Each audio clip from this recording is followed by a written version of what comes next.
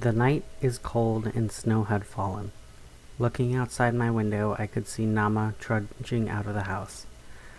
My grandmother had places to be even when it was snowing. Where was she going?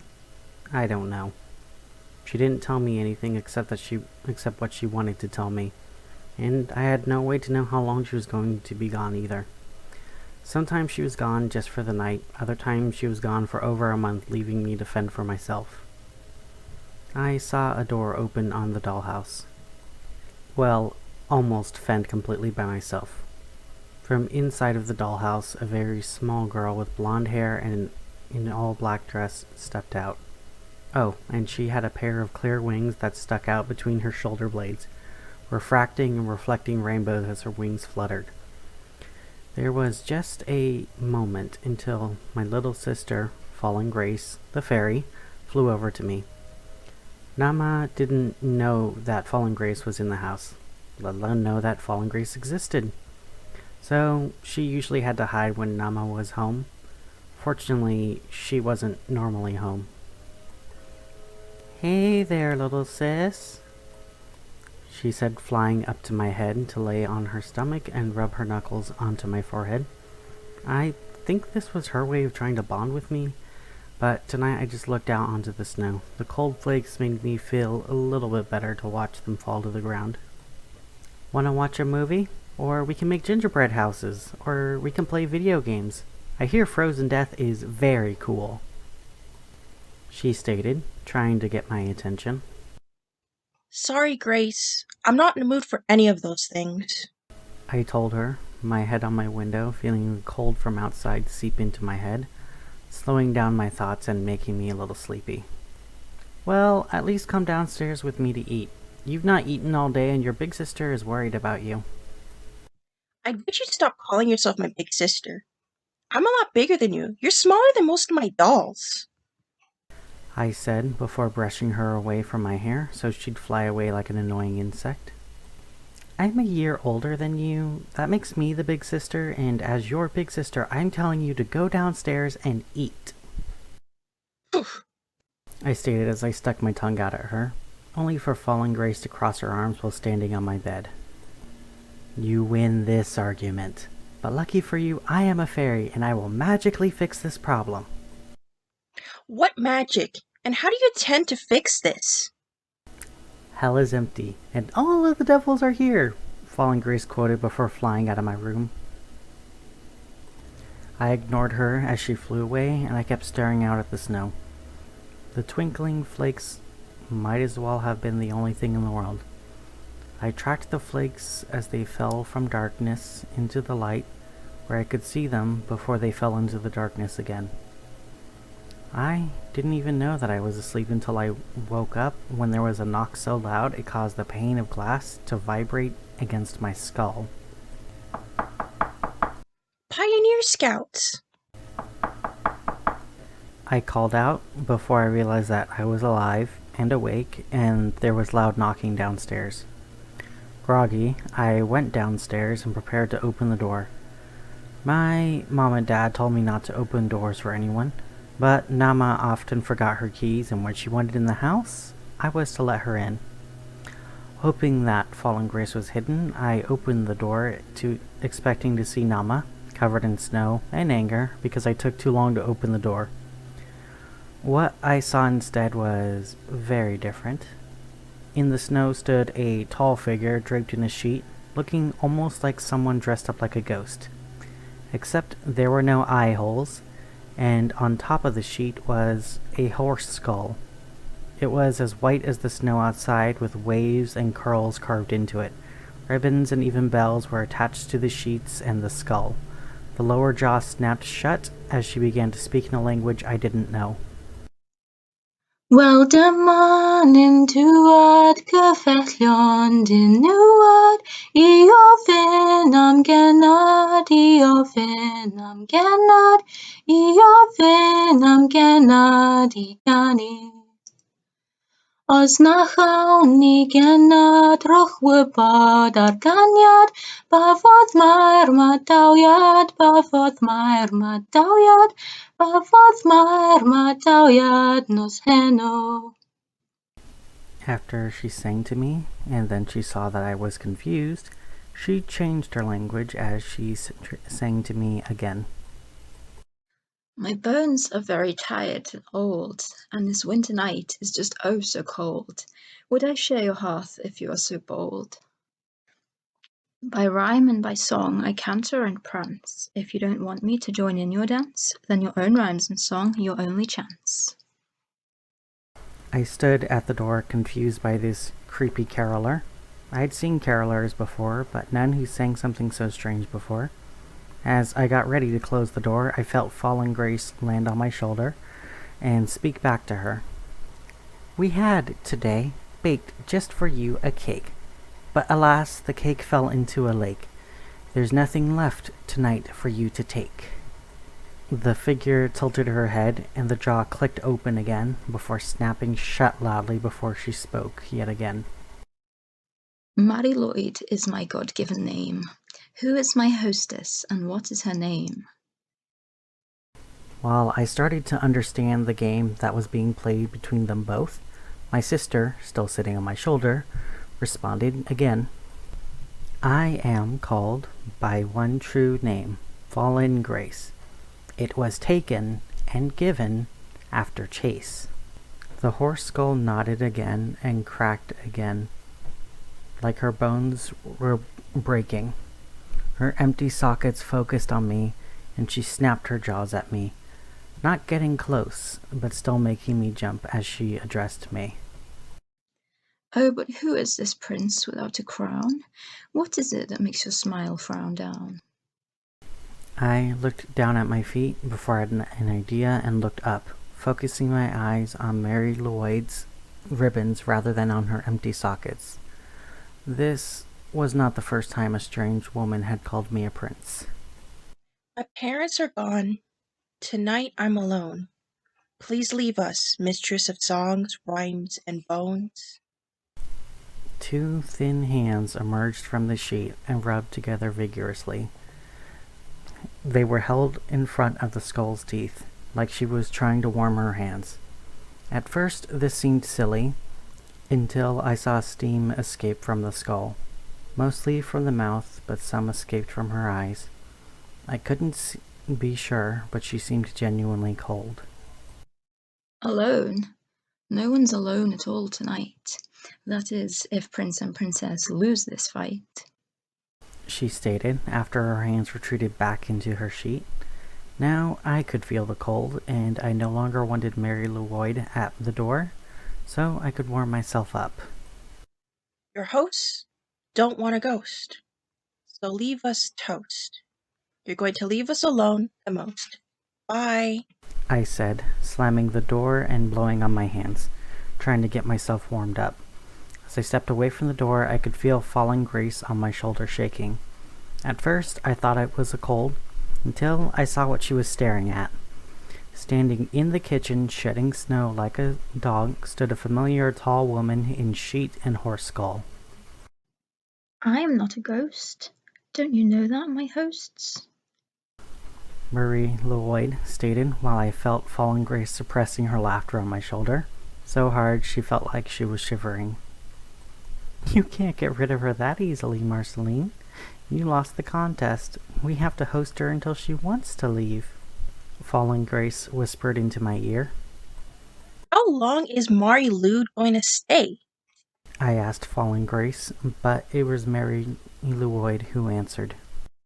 I will stay until I've had tea, biscuits, and I've given gifts, she said, no longer shivering and most of the snow off of her body.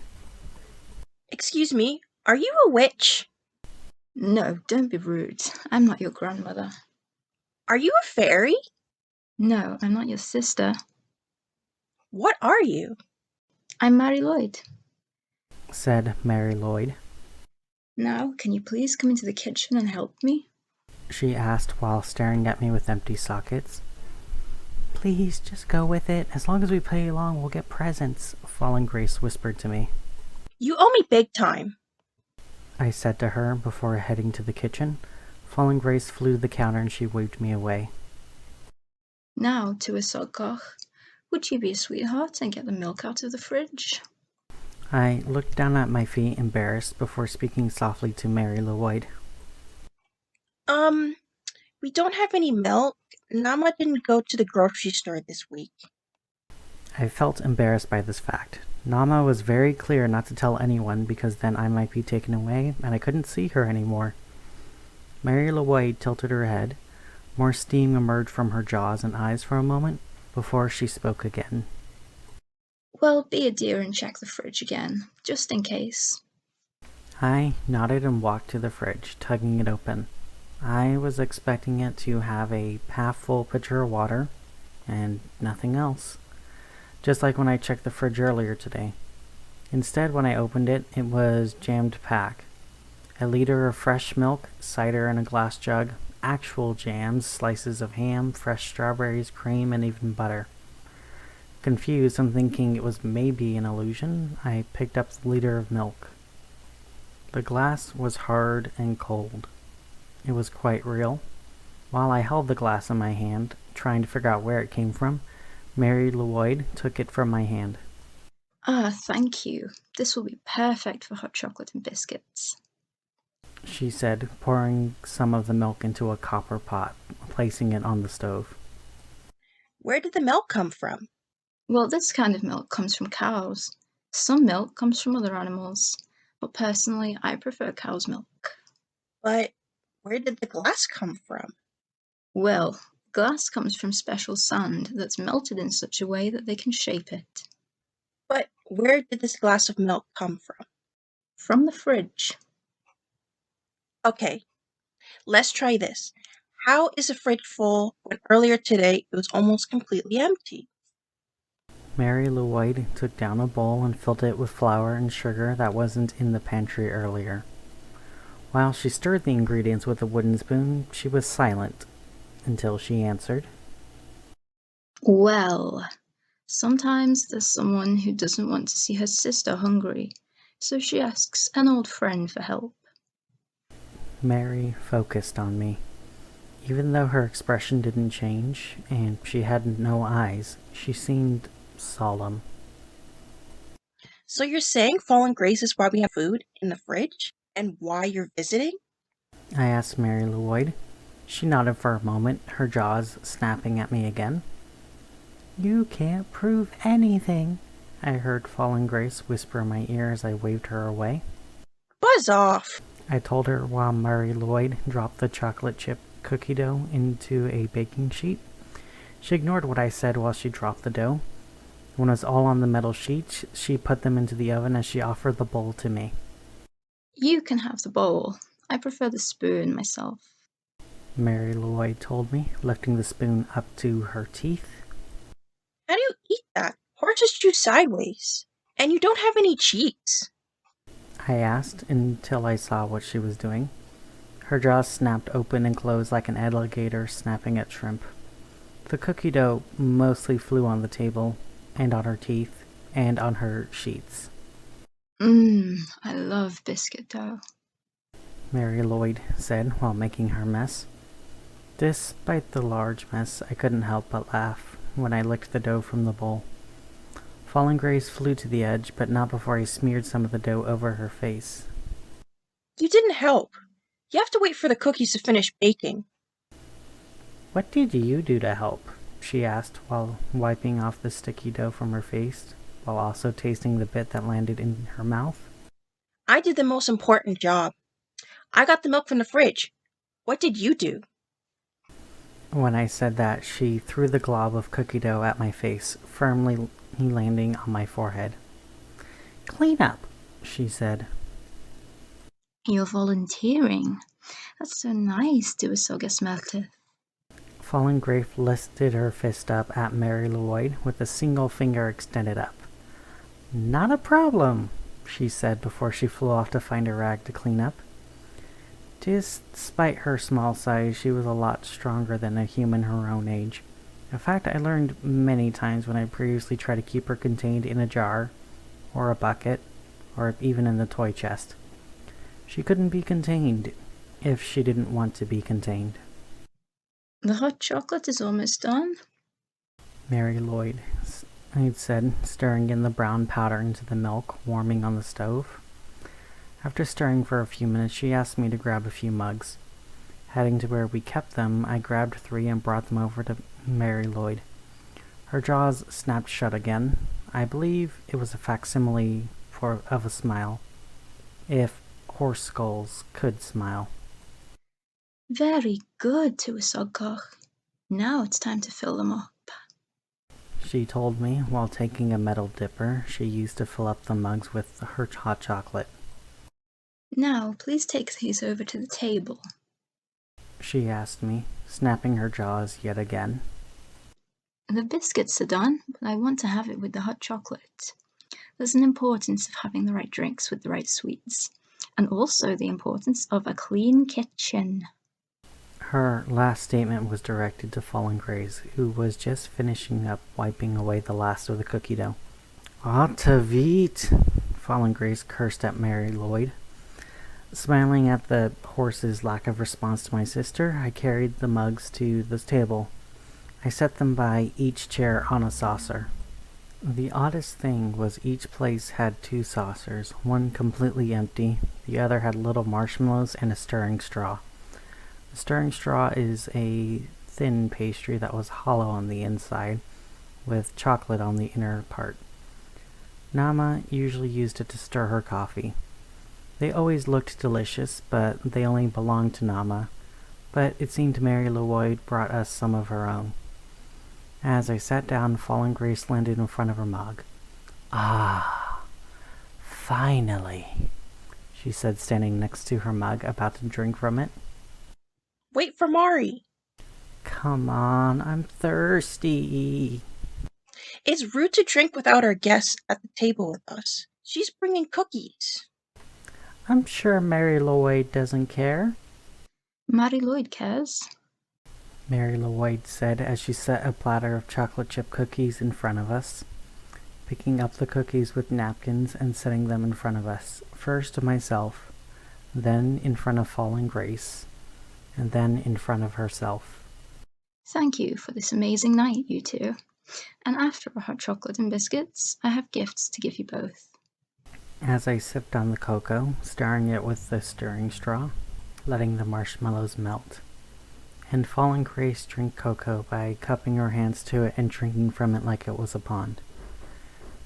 Mari Lwyd drank the cocoa much like she was a bird, her head tilted back nearly vertically. Her jaw opened as the cocoa fell from the cup between her jaws like a waterfall. I was now quite curious about this. There was no way an empty skull could drink, and if there was a person underneath, what mechanism could exist to allow steam to come out of a mouth and allow them to drink from it without removing the sheet? While she drank from the water-falling mug, I slid off my chair and quietly moved to where Mari Lwyd sat. I can move quickly and quietly when I want to. I've had plenty of practice in not drawing attention to myself from dealing with Nama. Standing next to Mari Lwyd, I grabbed a handful of her sheet and I pulled. The sheets were as cold as the snow outside. When I pulled, I expected the horse skull to fall to the ground. Instead, the sheets fell away and the mug fell on the floor, thankfully not shattering. Where Mari Lwyd sat, something else stood. It cracked as it moved. It was long and very tall, tall enough that even bending down it nearly touched the ceiling. I could see the space between the ribs and the clavicle. Each bone had deep edgings carved into it, patterns that were hard to see when you looked close, but when you see the whole, it looked like the edgings moved along the bones. Mari Lwyd, underneath the sheet, was an actual skeletal horse. Her hooves clopped on the floor and her head tilted and cracked more. She moved like tree branches in the storm, snapping and bending but never breaking. Small spaces between her joints so her bones didn't truly touch, and her empty sockets focused on me. From her jaws, I could see the cocoa drip between her flat teeth. Crumbs from the cookies coated her skull as Mari Lwyd hissed at me. Tywysog Koch, what's the matter? I expected her voice to be as cold and as soulless as the winter night, but it still sounded as warm and as friendly as normal. Before I could respond, or scream, Fallen Grace picked up the sheet and threw it on top of the skeleton. And once again it was on her. Mari Lwyd went back to her normal form, an old woman hiding under a sheet with a horse skull on top. Sorry, so sorry. She wasn't trying to be rude. She didn't know, Fallen Grace pleaded with Mari Lwyd, but the old horse only waved it away. Her hand rested on my shoulder. It felt cold, but it felt real, not like an illusion. Was she actually resting a hoof on my shoulder? Or maybe the other form was the real illusion? I think Marceline punished herself enough. Take that as a lesson. Not everything hidden is a secret, and not everything revealed is the truth, she said, with a smile in her voice, but also a hint of secrecy, like she was mentioning something only she knew. But I think it's time for me to give you your gifts. Now, if you'll hold out your hands and close your eyes. But how are we... But before I could finish my sentence, she lifted a finger to her teeth, silently hushing me. Taking my hint from her, I closed my eyes and held out my right hand. I heard a metallic clink, and also felt something land in my palm. After the clink, there was only silence. I left my eyes closed for a minute, and then 2. With no response, I opened my eyes, and there I saw my present from Mari Lwyd. In my hand were 5 golden coins, stacked on my palm. I couldn't be sure of the weight, but it seemed each one was 1 ounce.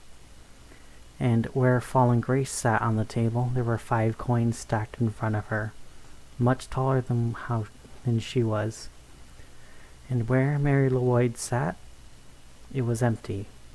All traces of her gone, the mess gone, her plate gone, and the chair was pushed in. Where did she go? I asked Fallen Grace. She looked up at me and pointed outside. Mari Lwyd has many other homes to visit. Now we have our gifts, and she's given us a good night. Happy Saturnalia, sister, Fallen Grace said to me, before zipping over to her mug. I glanced out the window to see the storm outside, and it looked like, just for a moment, there was a horse, a very large one, made of bones, bells, and ribbons, dragging something rather large behind herself. And for the smallest fraction of that moment, her empty sockets met my eyes, and I wanted to whisper to her. Thank you. But it may have been nothing more than the storm. Special thanks to my friends Haf and RJ. Haf I wish to thank for both the drawing and for voicing Mari Lwyd. And to my friend RJ, thank you for voicing Marceline. And for helping it, and thank you both for making such a wonderful video. Happy holidays to all, and have a good rest of your night.